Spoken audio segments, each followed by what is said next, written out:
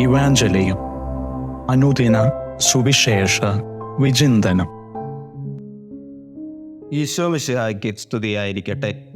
മത്തായിയുടെ സുവിശേഷം 16-ാം അധ്യായം 13 മുതൽ 19 വരെയുള്ള തിരുവചന ഭാഗങ്ങൾ.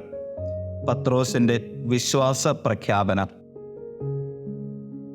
ഇന്ന് ആഗോള കത്തോലിക്ക തിരുസഭ വിശുദ്ധ പത്രോസിന്റെ സിംഹാസന തിരുനാൾ ആഘോഷിക്കുമ്പോൾ ഈ തിരുനാളുമായി ചേർന്നു പോകാൻ പാകത്തിനുള്ള സുവിശേഷ ഭാഗമാണ് സഭാമാതാവ് നമുക്ക് ധ്യാനിക്കാനായി നൽകിയിരിക്കുന്നത്.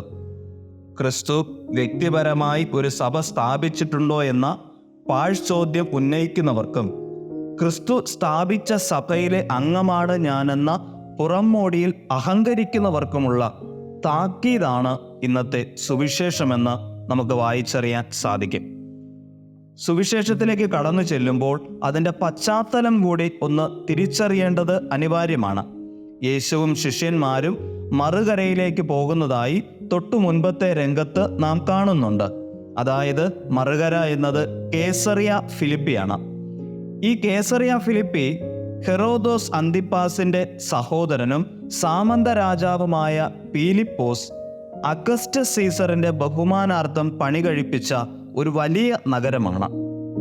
എല്ലാ തരത്തിലും അച്ചടക്കവും അതുപോലെ തന്നെ പണക്കൊഴുപ്പുമേറിയ ഒരു നഗരമാണ് ഈ കേസറിയ ഫിലിപ്പി. അതുകൊണ്ട് തന്നെ സകലമാന ആഘോഷങ്ങളും ഭൗതികതയും ഇടം പിടിച്ച ഒരിടം.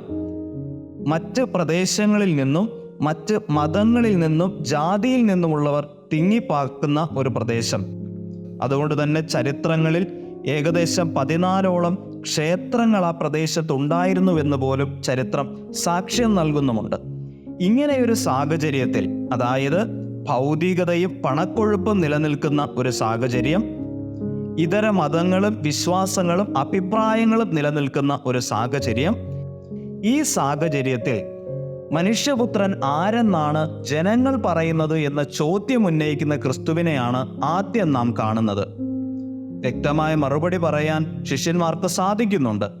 തീർച്ചയായും മറ്റുള്ളവരുടെ അഭിപ്രായങ്ങളെ കേട്ടു പറയുക എന്നത് എളുപ്പമുള്ള ഒരു യാഥാർത്ഥ്യമാണ്. എന്നാൽ തൊട്ടടുത്ത ചോദ്യത്തിലേക്ക് ക്രിസ്തു ഉന്നയിക്കുന്നത് തികച്ചും വ്യക്തിപരമാണ്. എന്നാൽ മനുഷ്യപുത്രൻ ആരെന്നാണ് നിങ്ങൾ പറയുന്നത്? ഈ പണക്കൊഴുപ്പിൻ്റെയും ഭൗതികതയുടെയും മധ്യത്തിൽ, വ്യത്യസ്ത ചിന്തകളുടെയും മതങ്ങളുടെയും രീതികളുടെയും മധ്യത്തിൽ നിങ്ങൾ യഥാർത്ഥ ദൈവത്തെ കണ്ടെത്തിയോ എന്ന ചോദ്യം ഉന്നയിക്കുന്ന ക്രിസ്തുവിനെ നാം അവിടെ കാണുന്നു. അവിടെയാണ് വിശുദ്ധ പത്രോസ് തൻ്റെ വിശ്വാസം പ്രഖ്യാപിക്കുന്നത്. നീ ജീവനുള്ള ദൈവത്തിൻ്റെ പുത്രനായ ക്രിസ്തുവാണ്. ഈ പത്രോസിനെ സഭയുടെ സിംഹാസനത്തിൻ്റെ തലവനായി അവിടുന്ന് അവരോധിക്കുകയും ചെയ്യുന്നു എന്നത് ആനന്ദകരം തന്നെയാണ്.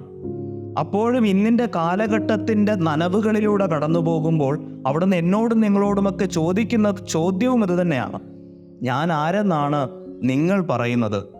സുഖങ്ങളുടെയും സ്വാർത്ഥതയ്ക്കും സമ്പത്തിൻ്റെയും സൗകര്യങ്ങളുടെയും മധ്യത്തിൽ ഞാൻ ആരെന്നാണ് നിങ്ങൾ പറയുന്നത്? ക്രിസ്തു സ്ഥാപിച്ച സഭയിലെ അംഗമാണ് എന്ന പുറംമോടിയിൽ അഹന്തയിൽ കടന്നു പോകുന്നവരാണോ? അതോ ഈ ലോകത്തിൻ്റെ സകല ആധിപത്യങ്ങൾക്കും ഭൗതികതയ്ക്കും ആഘോഷങ്ങൾക്കും വ്യത്യസ്ത ചിന്തകൾക്കും മധ്യത്തിലും ഞാൻ എൻ്റെ ക്രിസ്തുവിൽ വിശ്വസിക്കുന്നുവെന്ന് ഉറക്കെ പ്രഖ്യാപിക്കുന്ന വിശ്വാസിയാണോ? വിശ്വാസിയും സഭാമക്കളും തമ്മിൽ ഒരന്തരമുണ്ട് എന്ന് ഇന്നത്തെ സുവിശേഷം പറയാതെ പറഞ്ഞു വയ്ക്കുന്നുണ്ട്. ഞാൻ ആരെന്നാണ് നിങ്ങൾ പറയുന്നത് എന്ന് ഒരുപക്ഷെ ഇന്നത്തെ സുവിശേഷത്തിലൂടെ ഈശോ നമ്മോടും ചോദിക്കുന്നുണ്ട്. എനിക്ക് പറയാൻ എന്തുത്തരം ഉള്ളിലുണ്ട്?